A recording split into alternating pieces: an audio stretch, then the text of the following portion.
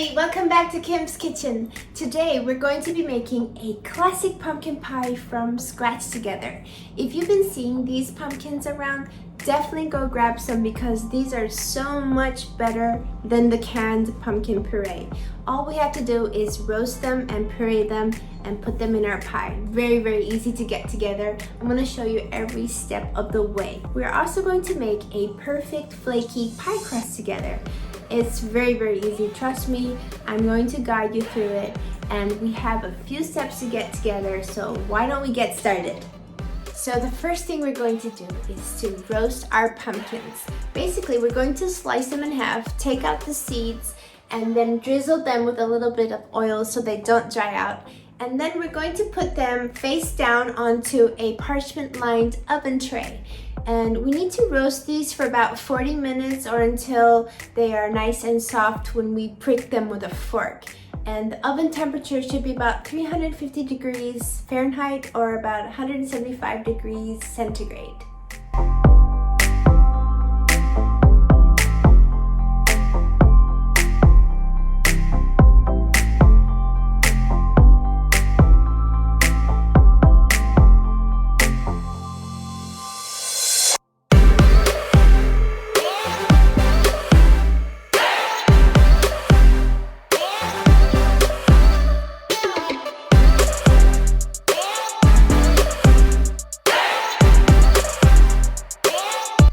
I wanted to show you what the pumpkin looks like after we pureed it. So you can definitely make this in advance and store it in the fridge, or you can even freeze it. So whenever you need it, just take it out and use it. It's very practical to have and to do in advance if you like to.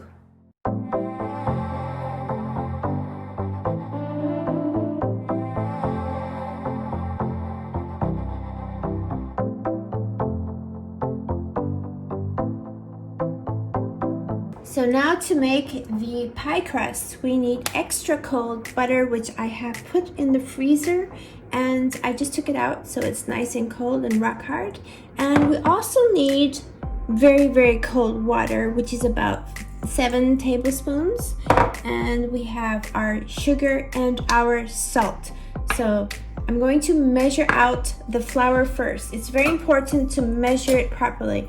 So I'm going to spoon the flour into the measuring cup, and then I'm going to level out with a knife. So that's 1 cup, and I'm going to measure another cup. So we need 2 cups today of flour for this flaky pastry dough. And there it is, our 2nd cup. Okay, and now we're going to go ahead and add in our tablespoon of sugar and our teaspoon of salt. And I'm going to give this a quick blend.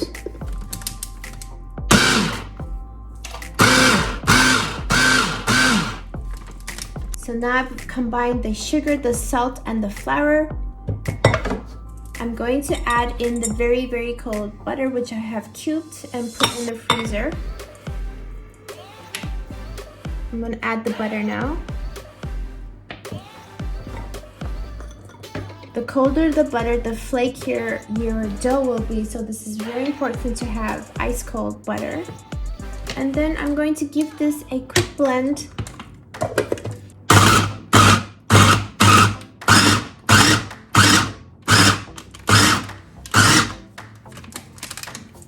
Now you can see that the butter and the flour have incorporated just slightly. We don't want to overmix this, and the butter should look like pea-sized shape.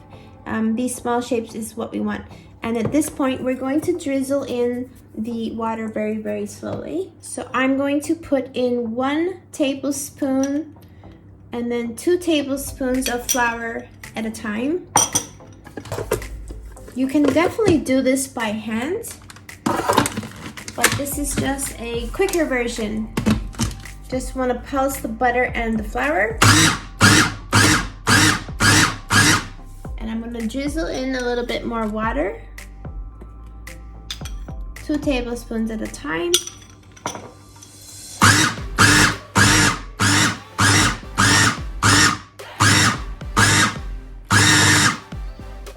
Let's check and see if they have incorporated well together. So it seems a little dry, and we wanted just a little bit more water, a little bit more moisture in it. As you can see, it's a crumbly mixture right now. It's a little bit dry, so I'm going to add just a bit more water. 2 more tablespoons. Pulse it.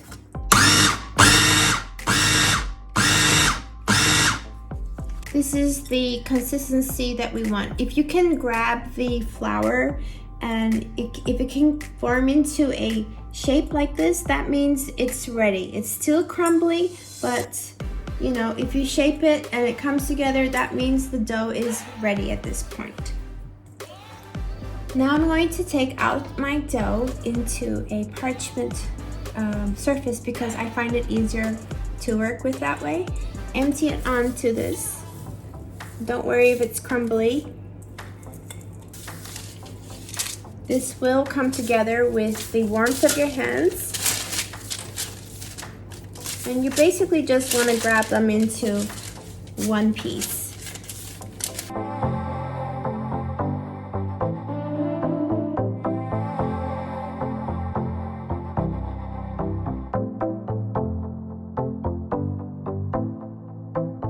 Now we're going to shape this into a disc shape.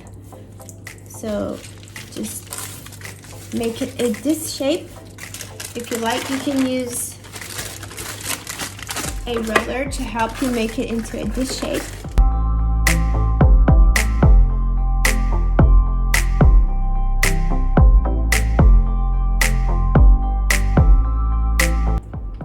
And now we're going to wrap this really well into a plastic so that there's no air coming in.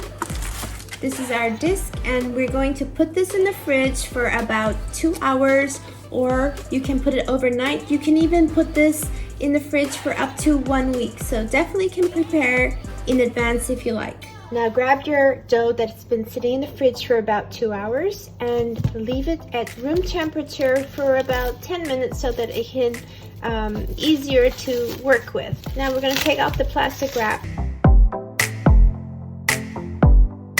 If you can see the specks of butter, this is exactly what we want, because when you see that butter, it means the dough is going to be super flaky and much more delicious. Now we're going to let it rest for about 10 minutes so that it's easier to manage. Alright, now our dough has been resting for 10 minutes at room temperature. Let's slightly flour the surface just a bit so that the dough doesn't stick. I also like to slightly flour the rolling pin. What we're going to do now is to roll it into a even round shape to fit our pie dish. Just slightly flour that. And what we want to do is push towards the outer edges and flip.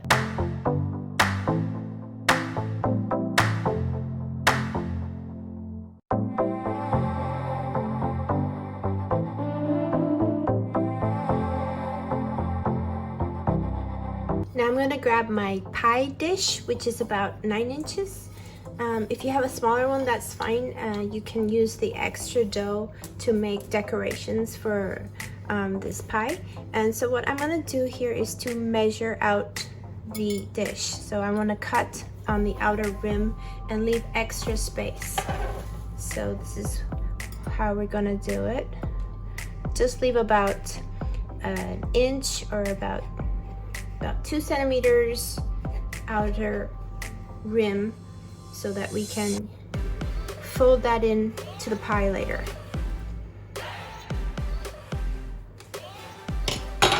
So we're gonna save this extra dough to make the decoration later. Just form it into a ball and keep it moist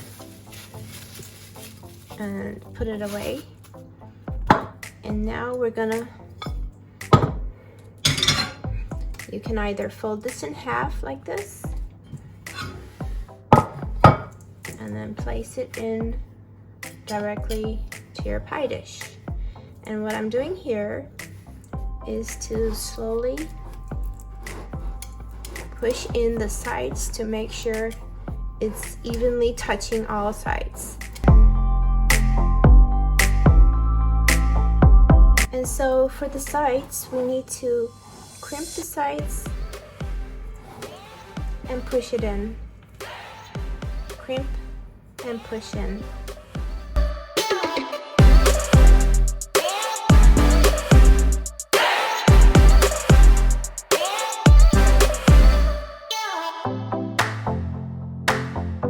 And what I like to do for the side is to use two fingers and one finger to make an indent. So you can go like this to make the sides of the pie look pretty.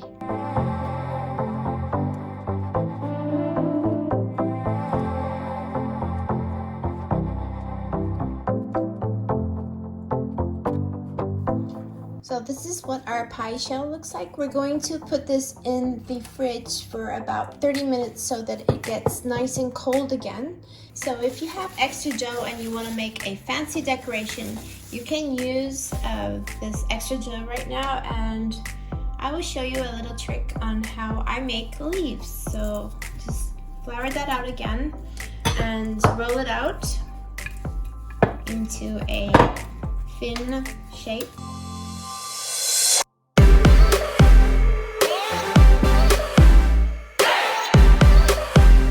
So with one of these ring cutters, you can just cut out circles. And with these circles, you can shape the leaves just by cutting it like this.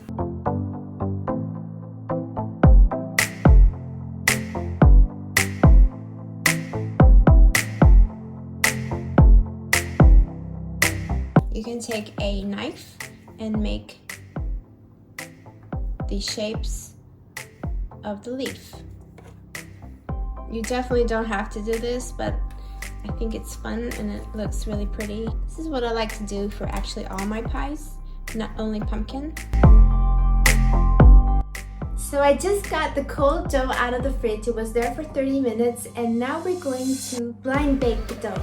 It's important to blind bake the dough so that we have a nice and crispy crust and not a soggy bottom.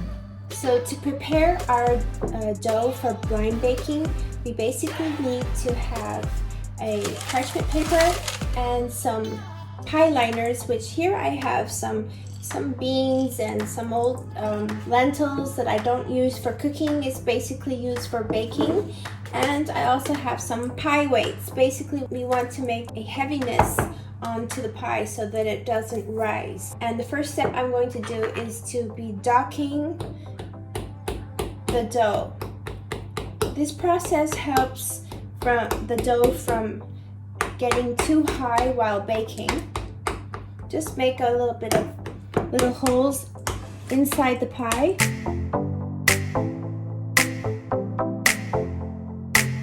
Okay, that is the docking process. What I also like to do to have a shiny crust is to make an egg wash, which is basically one egg with a little bit of milk or cream. You don't have to do this, but I like it because it makes it shiny.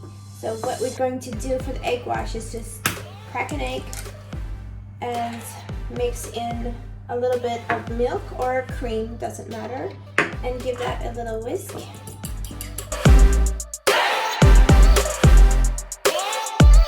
And we're going to brush the sides of the pie just a little bit to make it shiny.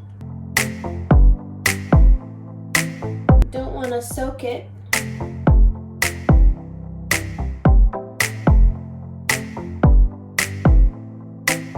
You can go ahead and do the insides as well. It creates also a nice barrier between the pumpkin pie filling and the crust. I've done it many times without doing this, and the crust still tastes the same.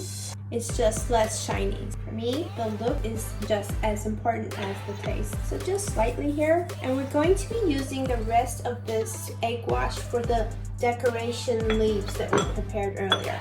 Okay, this is brushed now, and I'm gonna get my parchment paper and crimp this up. It's easier to crimp it because then it will fit into the pie dish better.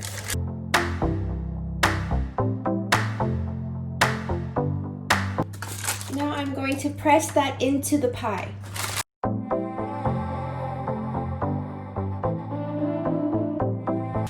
And I'm gonna fold over the sides of the pie.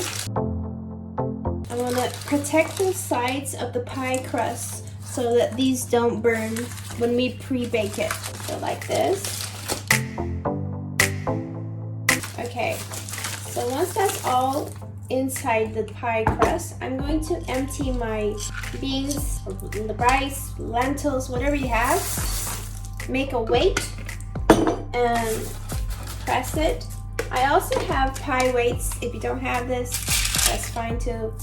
These are all for baking, but just something that's going to keep it down while we bake. And now I'm going to bake this in an oven that has been preheated to 375 degrees Fahrenheit or 190 degrees centigrade.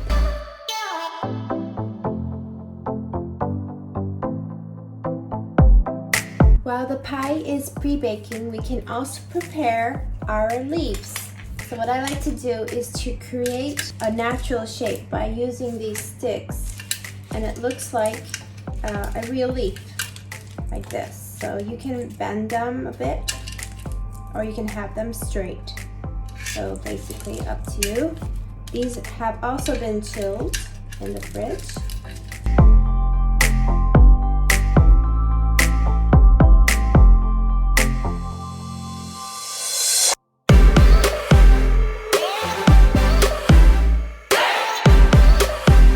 Just like the pie shell, I like to have these a little bit shiny. So I'm going to go ahead and use that same egg wash and brush these leaves as well, just a bit, to make them shiny as well.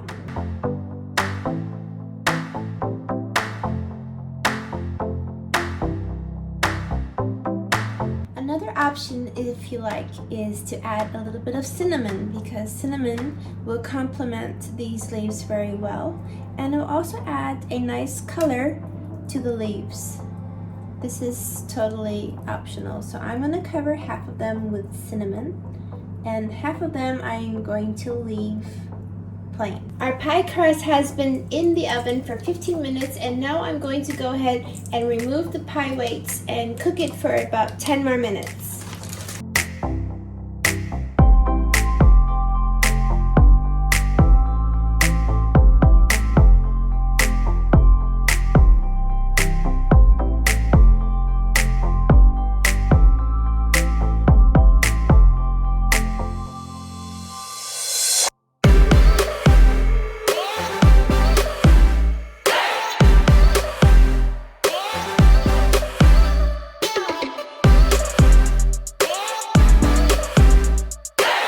Now for the pie filling.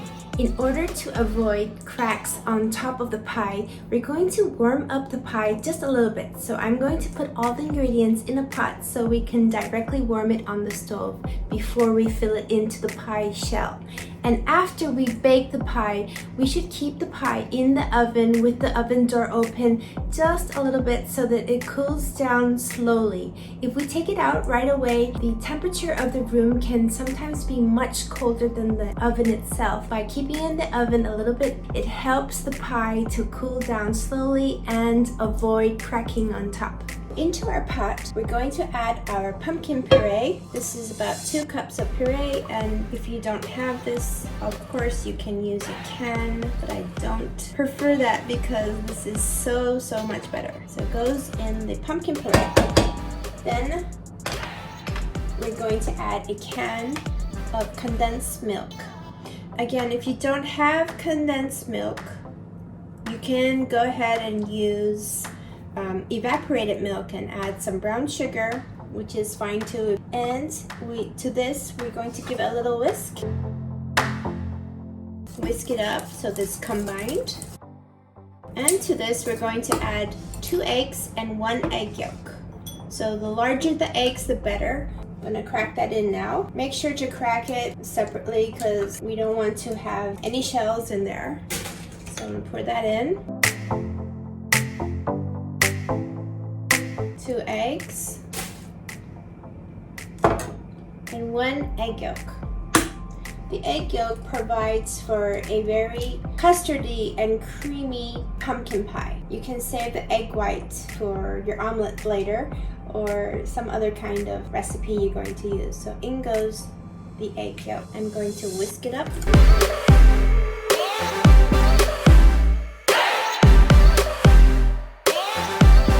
And I'm going to go ahead and add in the spices. So here is the ginger, cinnamon, cloves, nutmeg, and salt to balance all the sweetness. Mix it up. And that is it. We're going to warm this up just a little bit. Okay, this has warmed up and we do not want to bubble it at all. Please do not bubble it. It just warmed to the touch. And then now we're going to pour it into our pie shell.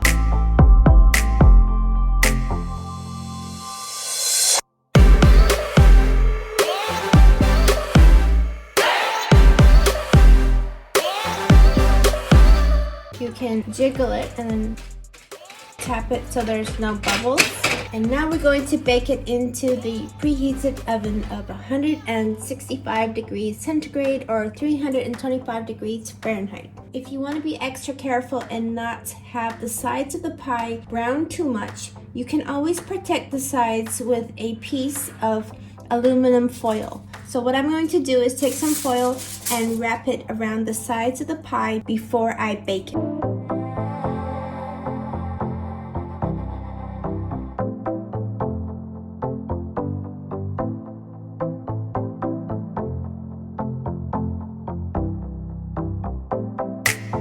Our pie has baked. I put a knife in it and it came out clean, but I'm still going to leave it in the oven for about an hour until it comes to room temperature because I don't want to take it out right away, otherwise it may crack on the top.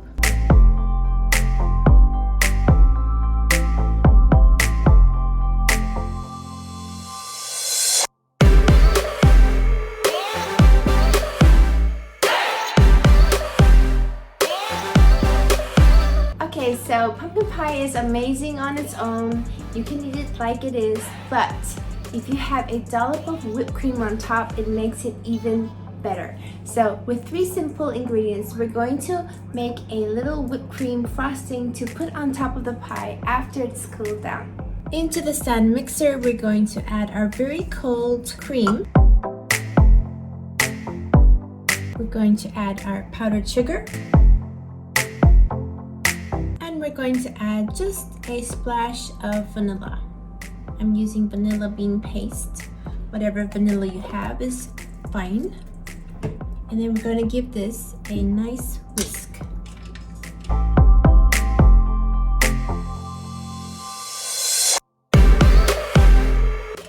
When it's nice and thick, we can stop it. Make sure don't over mix it, otherwise you're going to end up with cheese. So just mix it enough until it's solid. Now we're going to get the whipping cream and put it in a piping bag because I like to pipe on the whipping cream. It looks very beautiful.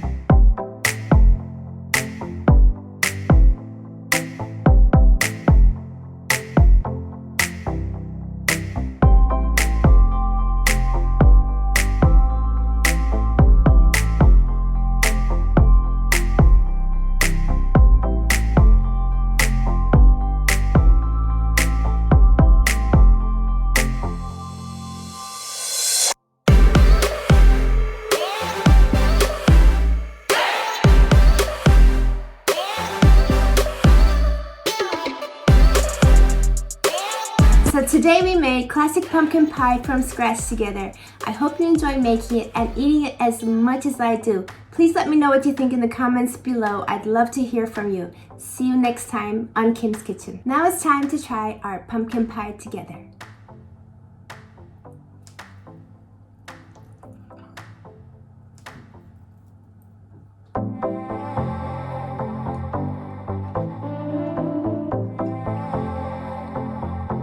So good. Definitely try it.